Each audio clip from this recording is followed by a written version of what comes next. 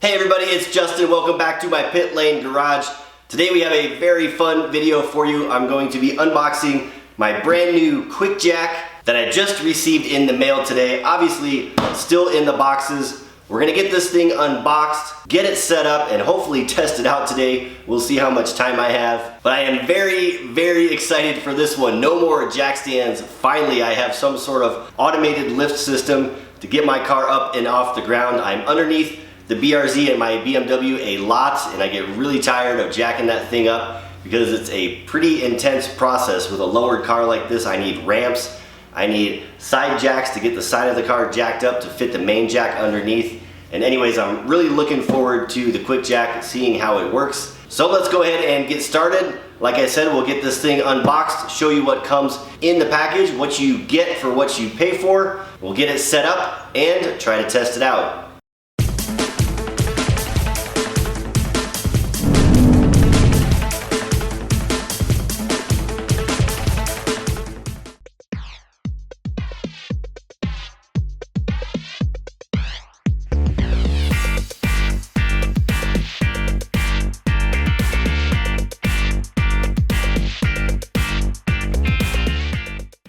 Everything is out of the box. We have a lot of different parts here. Kind of go over what comes in the box when you buy your Quick Jack. This is the 3,500 pound version. It's the smallest or most inexpensive version that they sell. I think they have a promo going on the Quick Jack website for, I can't remember if it was $900 or $990. That's where I bought it from, and it seemed like the best deal out there at the time. So, what is in the box? Obviously we have the two long frame assemblies. We have the hydraulic power unit back here. We have a number of quick connect hoses. It looks like about 2 hoses for each assembly. All of the quick connect fittings that come with the kit. An assortment of rubber lift blocks. These are the pieces that you put on the frame assembly that actually touch or make contact with the jack points on your car. And these guys here, quick frame handles. I'm not quite sure what they're used for just yet, but once we get into the instructions, we'll figure it out.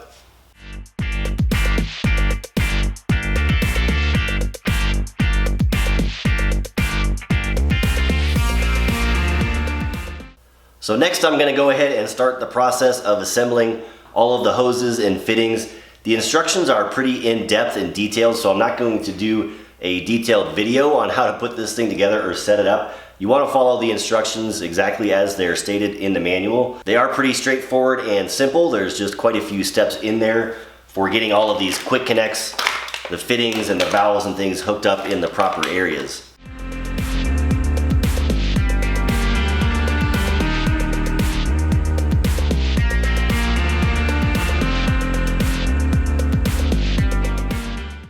Alright, so I have the first of the fittings installed. It's basically these little 90-degree fittings that have an O-ring on one side. I'll show you them right here. So basically these fittings here are the first step. They fit onto the long tube cylinder. And the thing you need to keep in mind is when you tighten them down, they need to be in a 10 o'clock position. So as you can see, this is pointing outwards in a 10 o'clock position. This would be your vertical or 12 o'clock.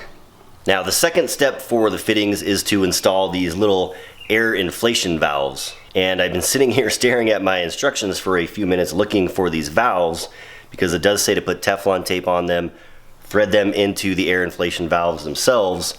But on my kit they are already installed, so I'm not sure if this was a kit that was sent out and somebody installed it or tried to start installing it and returned it. I hope that's not the case. But at any rate, my little air inflation valves were already installed. We'll show you which ones I'm talking about here. So these guys here that fit on the smaller cylinder, those are the air inflation valves. So with those guys installed, actually the next step in this is pressurizing those air bottles. The instructions call for 50 psi of air pressure in those little air cylinders. So I'm going to grab my compressor behind me here and my air gauge, my air pressure gauge. We'll fill up the cylinder, check the air pressure, and make sure it's at 50 psi.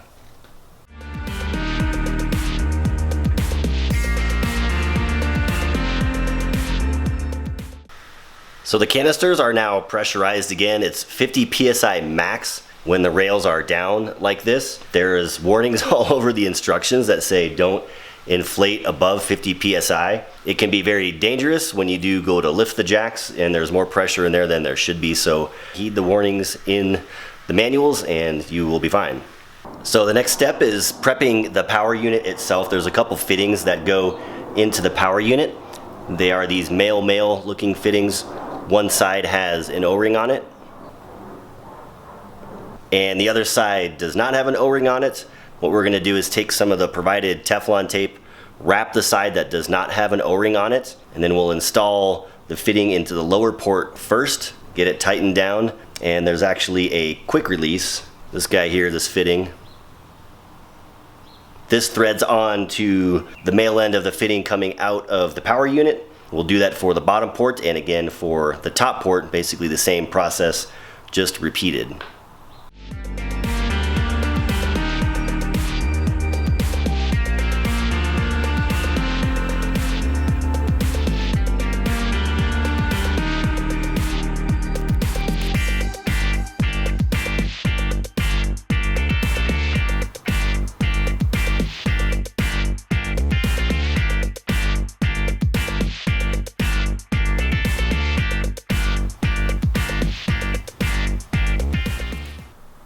Now that we have those fittings in place, it's time to fill up the reservoir with some ATF fluid, some automatic transmission fluid.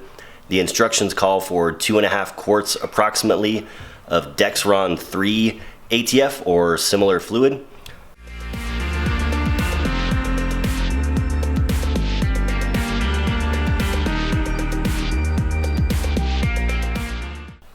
Now with the reservoir all filled up, the next step is actually taking our longer hoses, removing all the little plastic end caps that are on there, wrapping those in the Teflon tape, and then we're going to be screwing on the larger female quick disconnect fittings. And yes, these are the females, even though they have a flat face.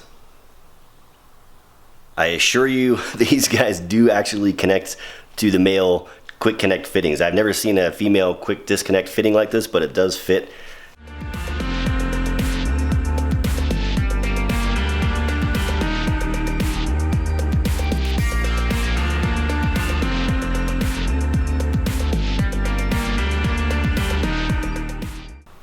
Alright, the long hoses are equipped with the female fittings. Here's what they look like. And with the cap off. Alright, I think we're at the last of our fitting attachments. We're grabbing the short hoses. They're just a couple feet long. One side has a male threaded end which attaches to this male quick disconnect fitting.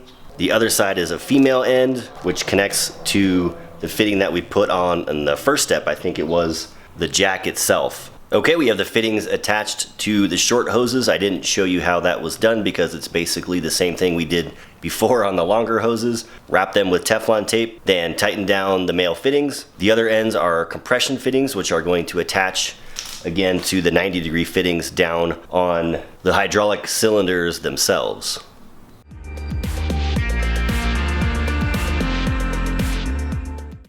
The assembly is now complete. I have both of the quick jacks laid out on the garage floor here. We're gonna start connecting up all of the hoses. We're gonna take each of our long hoses with the large female fittings on them, connect those to each of the hydraulic pumps on each quick jack. Basically these two go together here, and then the same thing over on the other side.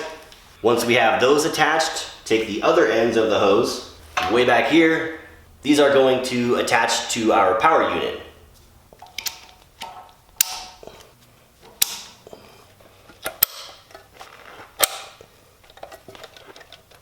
Okay, we're all hooked up. I'm going to double check the air cylinders because the instruction manual says so before you do the first lifts or the priming of the system. So I'm gonna double check those. I'll set up the camera and then we'll get ready to do the first test lifts. All right, everybody, we're ready to go. Everything is hooked up, double checked. I am donning my safety glasses because there are explosion warning labels all over these air cylinders. So safety first, guys. All right, here we go. I have my detonator, my up and down button. We're gonna see what it does.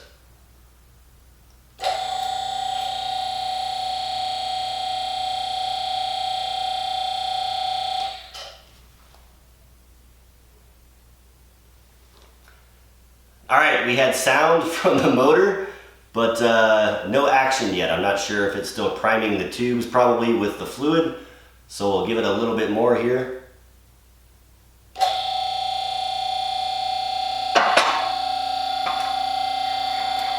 It's alive!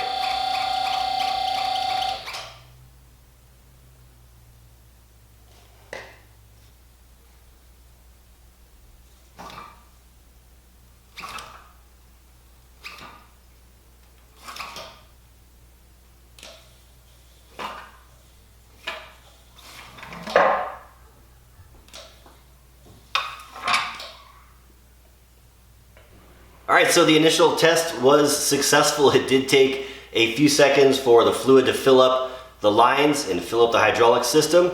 So no issues there, everything went as planned. The manual does say to cycle it up and down a few times to about half height. You don't want to jack it up to full height without any load on it, according to the manual. So I'm gonna go ahead and do that, start cycling it a few more times, and then there's actually a bleeding process that you have to do. I gotta go read the instructions, but I gotta get through that, and then hopefully we can get this thing under the car and get the car up in the air.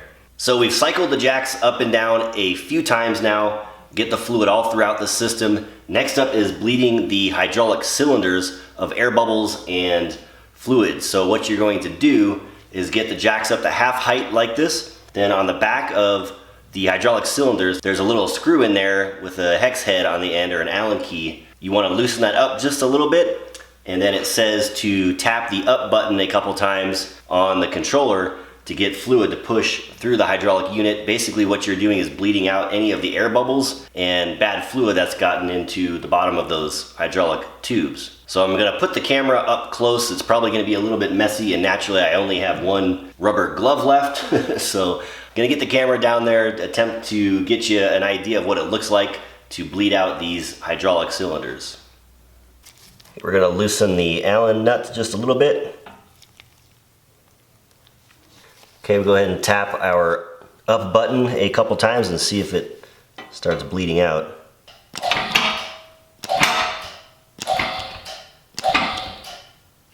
There we go, now I see some fluid coming out of there. It's hard to tell if there's any air or not. We'll bleed it out one more time and then tighten up the nut. I can see the fluid coming out down there now.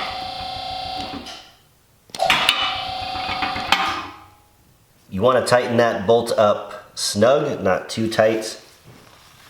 And as you can see, the fluid did come out of there. I don't know how you're supposed to tell if there's actually air coming out of there, but we did a few pumps of the fluid, so it should be cleaned out. Now that we have the air bled out of the hydraulic pumps, you actually have to bleed out the air canisters. The manual says there's some packing fluid or something in there, so you gotta have them filled up to their 50 psi of air pressure and then bleed them out with a screwdriver or some kind of valve relief tool and cover it with a rag or a towel or something, because when the air bleeds out, it's gonna push out some fluid and things. So we'll do that real quick. One other thing after that, which is to check the reservoir for the ATF fluid. You wanna make sure that you top off the ATF fluid. It says that the fluid should be 1/2 inch from the top of the canister, so we'll do that as well. We can finally get this car up on there and see how it really works.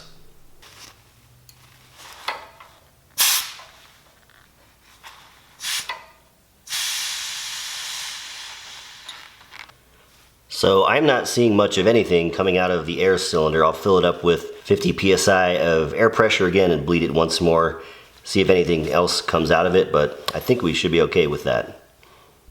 All right, everybody, we're just about there. I got the car straightened out in the garage, so I had some more room on the other side. I've already got the jack set up on the far side of the car. I'm actually going to be using the big blocks. It comes with a couple different sizes of these blocks to use.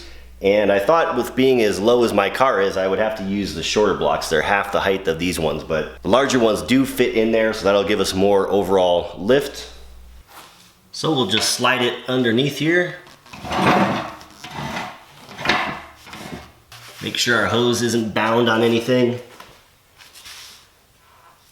And you kind of want to line it up to the jack on the other side. So line up where your rubber blocks are. So horizontally across the car, you want to make sure those guys are lined up. Then we're going to line up the rubber blocks so that they're right in the middle of our jacking points. And I think we should be good to go. All right, I've checked all the hoses, make sure everything is clear. Triple checked again. Got my safety glasses. I think I've got enough room at the front of the garage because the car will go forward a little bit as it lifts, but enough wasting time. Let's see what this thing does.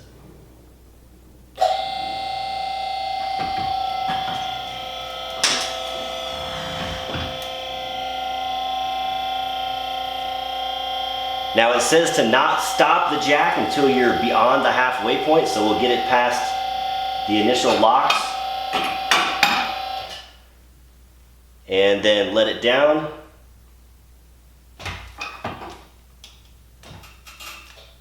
All right, so the car is up. That went smooth. Little bit of a pucker moment there, to be honest with you.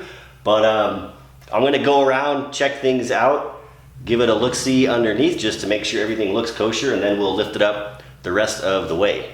All right, so I checked things out. Everything looks good. I wanted to show you guys something real quick. The way these lifts are designed, they're not totally wide enough to actually go the full length of where your normal jack points are. So see if I can get some good light under here. But you'll notice my normal jack point is right here, and the lift block is a few inches in front of it, which is totally fine. I did that on the front as well. So what you want to make sure to do, here's the stock jack point. The distance to the lift block in the front and the back is the same distance from here to here. That way you just have everything balanced properly and the weight distribution is correct. The other thing I wanted to show you guys is the locking mechanism. These have built-in safety features. So these are safety lock devices, as they're called. It has this little cam lock down here that just hangs there. So when the jack is elevating, the bar is going across the bottom here, and there's a little notch down there. You can't see it because it's locked in place. But the other notch right down there, when the cam lock rolls over that thing, it obviously comes up, and there's a notch in this bar here that allows the jack to lock in place when it slides backwards. So that's kind of your safety mechanism. Now, even with these safety devices in place, I personally would highly recommend using jack stands as well. You can still fit a jack stand under the normal jack points down here, just for added safety, especially when you're going to be going underneath the car to do like an exhaust or a header or something like that. If you're just changing out wheels and tires, which I do a lot, almost on a weekly basis, I'm probably just going to lift it up to the first lockout point here, and then I can do my work on the tires and be done. I don't need jack stands or anything like that, since I won't be under the car. So we have the car up halfway. It's at the halfway lockout point. We're gonna raise it back up to the full height. Looks like it goes another 6 or 7 inches, but we're gonna get it up there and see how high it actually goes. All right, here we go, rest of the way up.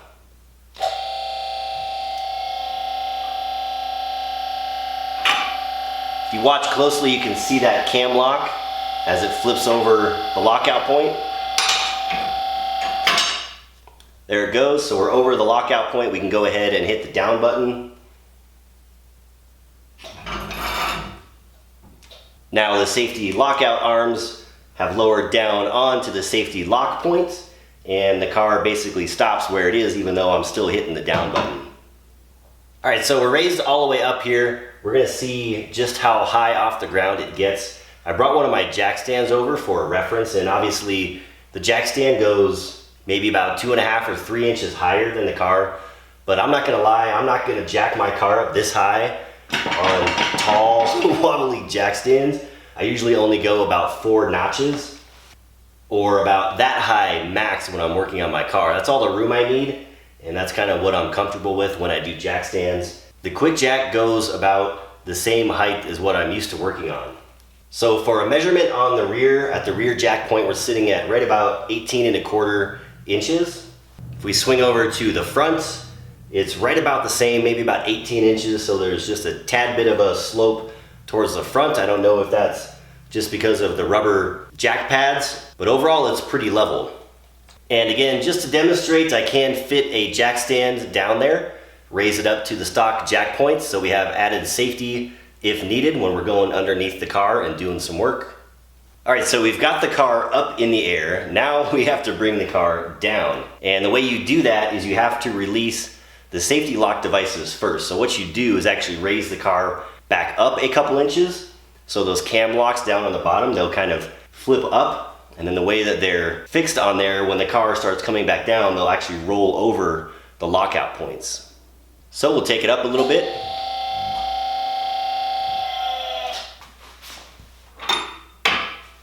Just enough so that we can lift the safety lock bar up, and that little cam lock flips down. I went ahead and did the same thing on the other side real quick, so now we should be safe to lower the car.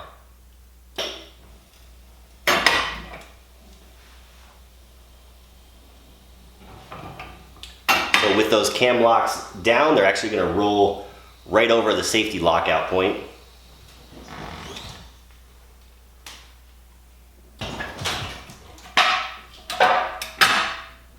So a little jiggle by the car as the tires come down onto the surface. I'm going to release the e-brake just to get the tension out of the wheels and everything. All right, everybody, I think that just about wraps up this video. The Quick Jack was a success. I'm pretty happy with it so far. I think this is going to save me lots and lots of time and effort when it comes to getting my car up and down off the ground when I have to do tires or exhaust or suspension work. So from my point of view, this is pretty good value for $900 or $1,000 for the 3500 SLX Quick Jack. For those of you that are only getting under your cars maybe once or twice a year, a few times a year, it's probably not worth it. Jacks and traditional jack stands are probably the way to go, but for those of us that are working on cars a lot, multiple cars, like myself and a lot of you out there I'm sure as well doing the same thing, this is a big time saver when you can't fit a full-size lift in your garage. So there you have it, everybody. Quick Jack 3500 SLX model unboxing and setup and testing using my Subaru BRZ as the test car. Of course, all of my cars are well under 3,500 pounds. That's what this particular Quick Jack is rated for. They do make models that can lift even more weight. Of course, they're more expensive, but I am certainly happy with this one so far. I think after a few weeks and after I've used it some more, I'll probably do another video where we talk about, is it worth it to get one of these Quick Jacks, and I'll let you know how it's benefited me. But so far with these first tests, definitely can't complain. So that does it, everybody. If you have any thoughts, questions, or comments, please leave them down below. Like always, I would love to hear from you. And don't forget to hit that like button. Please share the video. It really helps me out. Stay tuned for more videos, and I will talk to you all next time.